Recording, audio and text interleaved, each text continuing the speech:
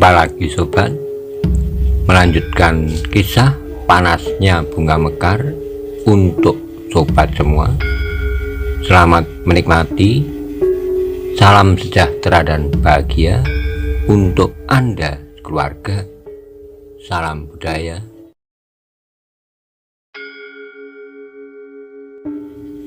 Pada episode sebelumnya dikisahkan, Maisa Bungalan dan Makerti telah sampai di padepokan Guru Gemakwerdi. Mereka disambut oleh cantrik di padepokan itu, kemudian dipersilahkan duduk untuk menunggu Guru Gemakwerdi. Bagaimana kisah selanjutnya? Simak bersama-sama.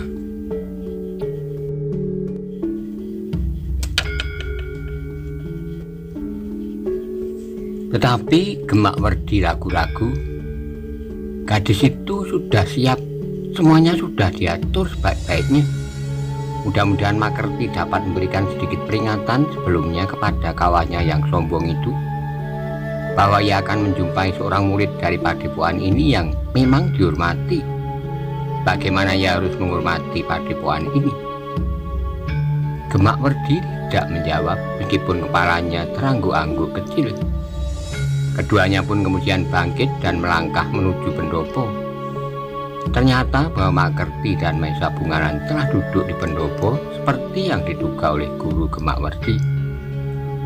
Ketika keduanya membuka pintu peringgitan, maka Makerti dengan tergesa-gesa telah membungkuk dalam-dalam sambil berdesis, "Hormatku bagi guru."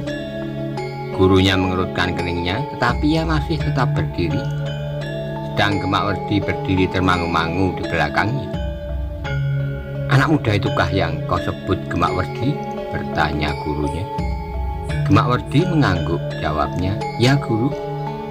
Gurunya memandang Maisa Bungalan yang tunduk, kemudian terdengar ia bertanya, "Siapa namamu anak muda yang perkasa, yang dengan sadar telah menunjukkan keperkasaannya?" Maisa Bungalan menjadi berdebar-debar, tetapi ia mengangguk hormat sambil menjawab, "Namaku Maisa Bungalan, Kiai." "Nama yang bagus, pantas menilik wujud dan sikapmu," berkata Guru Gemakwerdi. "Kau seorang anak muda yang gagah, pidekso, tampan dan sopan, tetapi sedikit sayang bahwa sikapmu itu hanya sikap pura-pura." Maisa Bungalan terkejut. Ia merasa bahwa Gemakwerdi tentu sudah sampai kepada keterangan yang menyakitkan hati gurunya. Meskipun hal itu sudah direkayasa, namun ia masih mengharap bahwa gurunya tidak terpengaruh oleh keterangan yang belum dibuktikannya. Makerti yang sudah mengenal gurunya menjadi berdebar-debar. Gurunya adalah seorang yang tidak mudah terpengaruh, sehingga ia menentukan sikapnya sesuai dengan tanggapannya atas setiap peristiwa. Dengan demikian maka jika gurunya saat itu sudah bersikap, maka sulitlah baginya untuk dapat merubahnya. Meskipun ia mengetahui bahwa gurunya mempunyai tanggapan yang keliru karena keterangan yang salah pula atas sesuatu peristiwa. Meskipun demikian, Makerti berusaha juga untuk memberikan penjelasan. Dengan ragu-ragu ia berkata, "Guru, apakah aku diperbolehkan memberikan sedikit keterangan tentang peristiwa yang telah terjadi? Kedatangan kami berdua memang sengaja untuk memberikan penjelasan tentang sikap kami." Mungkin guru telah mendengar keterangan dari Gemakwerdi, supaya bukan keterangan yang berseberangan, yang berat sebelah, maka biarlah kita berbicara tentang peristiwa yang barangkali tidak menyenangkan hati guru.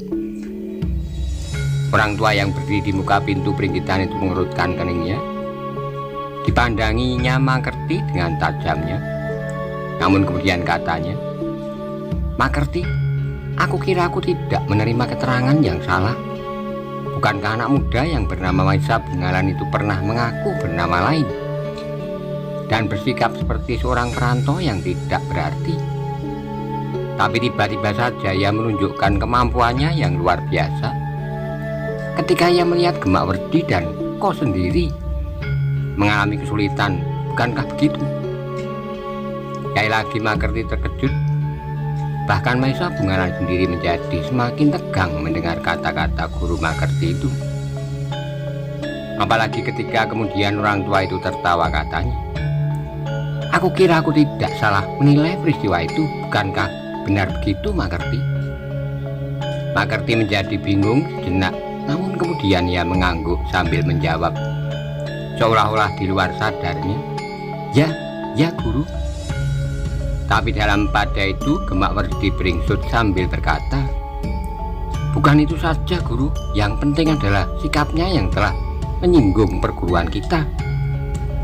Gurunya masih tertawa, katanya, "Jangan hiraukan Gemak Werdi, bagi kita anak muda itu tidak terlalu berharga untuk diperhitungkan dari segi ulah kanuragan. Aku melihat kepura-puraannya, tetapi yang karena maksud baiknya, ia telah menyatakan dirinya." Gemak Werdi menjadi semakin heran mendengar kata-kata gurunya, seolah-olah ia justru telah memuji anak muda yang bernama Maisa Bungalan itu, meskipun penilaiannya atas kemampuan kanuragan atas anak muda itu sangat rendah. Tetapi dalam pada itu Maisa Bungalan pun merasa sentuhan itu. Ia menjadi semakin ketat menjaga perasaannya. Ketajaman nalarnya telah mulai melihat dari arah mana guru Gemak Werdi itu akan menilai, menegurnya. Mungkin dengan halus, tetapi pada suatu saat akan dapat pula terjadi kekerasan. Dalam pada itu guru Gemak Werdi pun berkata selanjutnya, "Anak muda, jangan takut, aku tidak akan marah." Maisa Bungalan menarik napas dalam-dalam. Ia semakin berhati-hati agar ia tidak dihanyutkan oleh perasaannya. Selangkah guru Gemak Werdi itu maju sambil tersenyum, katanya, "Kemarahan tidak akan ada artinya apa-apa bagiku selain mendatangkan penyesalan. Karena sentuhan kemarahanku atasmu anak muda akan membuat kau pingsan dan bahkan mungkin jantungmu akan berhenti berdetak." Maisa Bungalan mengatupkan giginya rapat-rapat. Ia memaksa dirinya untuk mengangguk sambil berkata, "Terima kasih Kiai. Sejak aku masuk ke halaman padepokan, aku memang sudah menjadi gemetar. Sekarang mendengar bahwa Kiai tidak marah, itu membuatku menjadi sedikit tenang." Guru Gemak Werdi mengerutkan keningnya, sementara Maisa Bungalan bertanya, "Ampun Kiai, jika demikian bukankah berarti bahwa tidak ada perasaan apa-apa lagi antara aku dan Gemak Werdi?" Orang itu termangu-mangu jenak. Ia tertegun. Dia melihat sikap Maisa Bungalan. Ternyata anak itu dapat menahan perasaannya sehingga ia dapat menjaga sikap dan kata-katanya. Namun ia juga mempunyai dugaan lain bahwa Maisa Bungalan adalah seorang anak muda yang dungu, yang sama sekali tidak mengetahui maksudnya. Untuk meyakinkan diri, maka guru Gemak Werdi itu berkata, Ya, anak muda, memang tidak ada perasaan apa-apa lagi antara kau dan Gemak Werdi, karena Gemak Werdi mengerti bahwa kau sama sekali tidak menyadari apa yang telah kau lakukan, bahwa kau dalam hal ini memang tidak berpura-pura, tetapi benar-benar karena tidak mengerti bahwa tingkah lakumu itu menimbulkan gelak tawa. Untunglah bahwa Gemak Werdi mengerti sepenuhnya apa yang dihadapinya, sehingga ia tidak mengambil sikap apapun terhadapmu. Ia meninggalkan kau dalam kebanggaanmu untuk menjaga agar kau tidak terjerumus ke dalam kekecewaan. Perasaan Maisa Bungalan benar-benar menjadi sakit.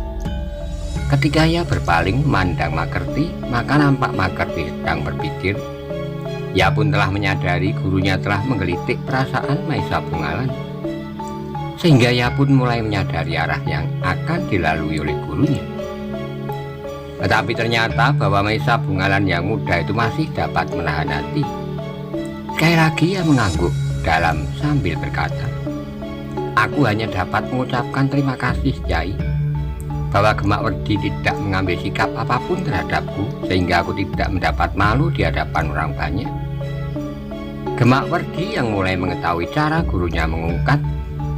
Agar Maisa Bungalan tergetar mendengar jawaban itu, agaknya Maisa Bungalan tidak terbakar karenanya. Justru karena itu hati guru Gemak Werdi lah yang mulai menjadi hangat, Karena sikap rendah hati Maesa Bungalan, Guru Gemakwerdi itu pun menjadi heran. Anak muda yang bernama Maesa Bungalan itu sama sekali tidak merasa tersinggung. Bahkan anak itu justru mengucapkan terima kasih kepadanya. Namun dalam pada itu ternyata sesuatu telah terjadi di luar dugaan Maesa Bungalan. Di saat ia berjuang untuk mempertahankan keseimbangan jiwanya, tiba-tiba saja telah muncul seorang gadis dalam pakaian yang tidak biasa dipergunakan oleh gadis-gadis perdukuhan. "Ayah," berkata gadis itu, "aku tidak sabar menunggu lagi." Anak muda itu ternyata sangat dungu, sehingga ia sama sekali tidak mengetahui maksud ayah. Ia sama sekali tidak merasa tersinggung kehormatannya. Bahkan ia sempat mengucapkan pujian atas sikap Kakang Gemakwerdi. Bukankah itu suatu kedunguan yang tidak ada taranya? Apakah ayah akan membiarkan berdiri di atas sikapnya yang dungu itu? Guru Gemakwerdi menarik napas dalam-dalam, katanya, "Ada dua hal yang menarik hatiku pada anak muda itu." "Sudahlah ayah, baiknya kita berterus terang. Ayah merasa tersinggung atas sikapnya yang telah merendahkan Kakang Gemakwerdi. Ya sudah menghalang-halangi Kakang Gemakwerdi melakukan tugas kemanusiaan. Lebih daripada itu, padepokan ini merasa tersinggung, seolah-olah memerlukan pertolongannya. Karena itu kita seisi padepokan ini akan meyakinkan kepada anak muda itu bahwa ilmu yang ada di padepokan ini tidak kalah dari ilmu perguruan manapun, juga tidak kalah dari ilmu yang dipunyai oleh anak muda yang ternyata bernama Maesa Bungalan itu." Hati Maesa Bungalan menjadi semakin berdebar-debar. Sementara gadis itu berkata terus, "Sekarang lekas katakan kepadanya bahwa akulah yang akan menunjukkan bahwa padepokan ini tidak dapat direndahkan. Tidak usah Kakang Gemakwerdi. Aku seorang gadis yang lebih muda dari Kakang Gemakwerdi akan dapat membuktikan bahwa siapapun harus mengakui kemampuan ilmu dari padepokan ini." Guru Gemakwerdi menjadi berdebar-debar pula. Ia tidak mempunyai pilihan lain daripada memenuhi permintaan anak gadisnya, karena ia memang sudah mempersiapkannya sebelumnya. Namun demikian, anak muda itu benar-benar telah menarik perhatiannya, sehingga katanya, "Baiklah, kau berhak meyakinkan tamu kita akan tingkat kemampuan padepokan ini." Lalu katanya kepada Maesa Bungalan, "Maesa Bungalan, seperti yang aku katakan, anak gadisku akan memberimu keyakinan kemampuan ilmu yang dimilikinya. Sekedar meyakinkan. Bukan maksudku untuk menghukummu karena kau tidak melakukan kesalahan yang sungguh-sungguh atas muridku Gemakwerdi." Tapi sekali lagi, orang-orang yang ada di pendopo itu terkejut. Maesa Bungalan mengangguk hormat sambil berkata, "Kiai, tanpa perbuatan apapun, aku sudah yakin bahwa ilmu yang ada di padepokan ini tidak kalah dari tingkat ilmu dimanapun juga." Gemakwerdi mengerutkan keningnya, namun ia pun kemudian menggeletakkan giginya. Namun yang menjawab adalah gadis itu. "Keyakinanmu tidak meyakinkan aku. Kau sudah benar-benar yakin? Atau kau telah dihinggapi oleh perasaan takut melihat kenyataan yang ada di sini sekarang? Meskipun kau belum melihat sesuatu, suasana di padepokan ini telah membuatku gemetar."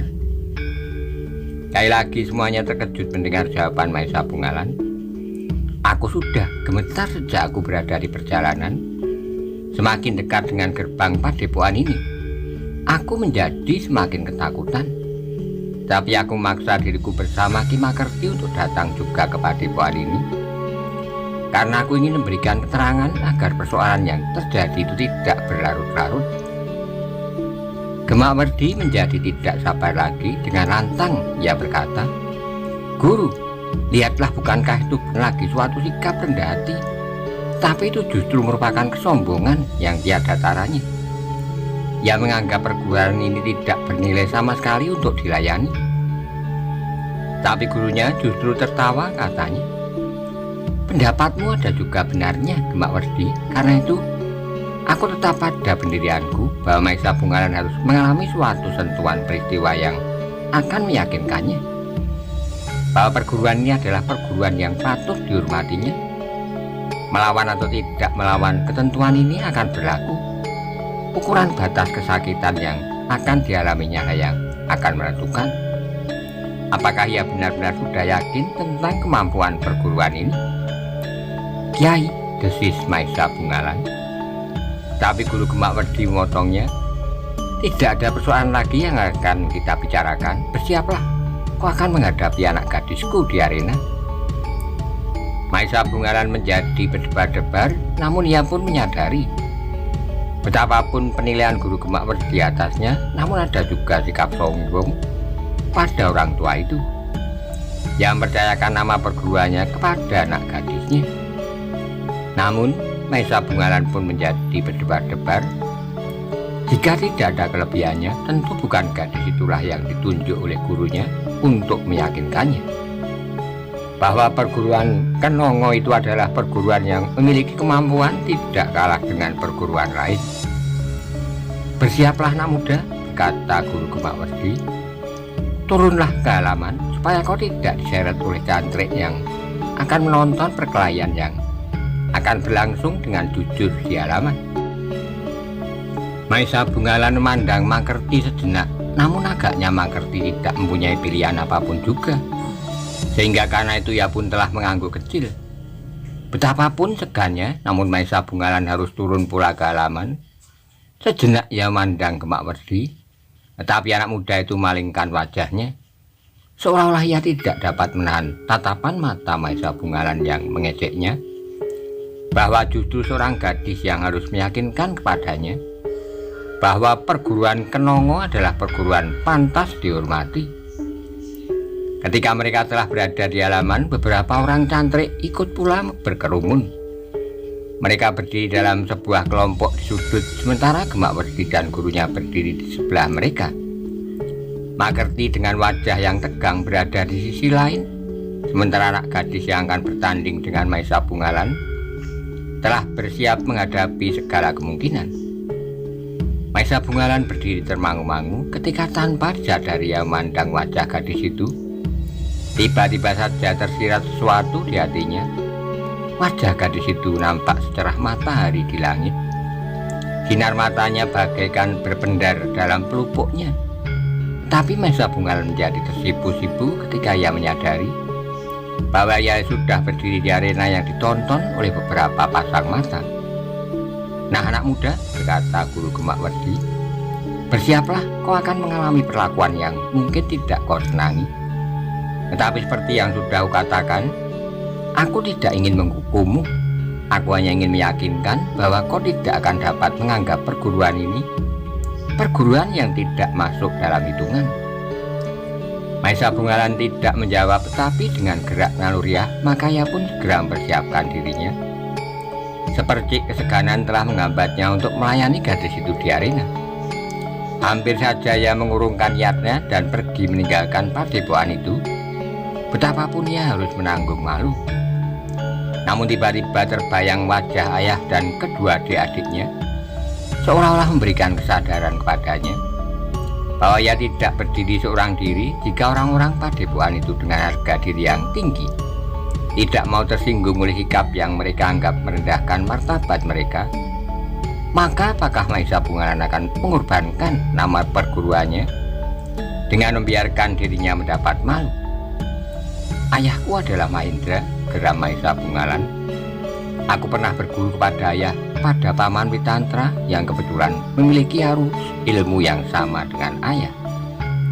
Tapi aku juga pernah mendapat banyak petunjuk dari Paman Maisoagni. Apakah dengan demikian aku akan membiarkan nama mereka tercemar di sini? Bahwa murid Mahendra yang kebetulan adalah ayahku sendiri, murid Witantra dan Maisoagni, tidak mampu berbuat sesuatu di sebuah perguruan yang terasing. Tiba-tiba saja darah Maisa Bungalan bagaikan menjadi hangat. Keraguan-ragunya tiba-tiba telah lenyap, meskipun ia masih tetap melihat seorang gadis cantik yang berdiri di arena. Perubahan yang terjadi dalam diri Maisa Bungalan agaknya telah membayang di wajah Guru Gemak Werdi, yang perhatikan gerak jiwa Maisa Bungalan itu mengerutkan keningnya. Kini ia melihat anak muda itu yang sebenarnya, Maisa Bungalan nampaknya tidak lagi berusaha mengekang perasaannya, sehingga ia benar-benar akan berdiri di arena bagaimana dirinya. Guru Gemakwerdi itu termangu-mangu sejenak. Anak muda yang mulai berdiri tegak itu telah mendebarkan jantungnya.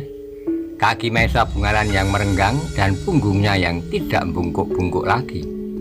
Tatapan matanya yang pasti dan tangannya yang tidak lagi tergantung lemas di sisi tubuhnya membayangkan bahwa Maisa Bungalan memang seorang anak muda yang berilmu tinggi.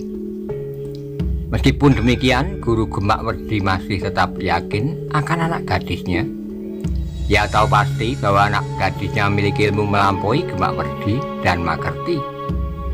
Seluruh kemampuan yang ada padanya telah dialirkan ke dalam perbendaharaan ilmu gadis itu. Meskipun ia sadar bahwa gadis itu masih harus mematangkannya di dalam perjalanan hidupnya, tetapi tidak ada seorang anak muda pun yang menyimpan bekal sebanyak anak gadisnya menurut perhitungannya.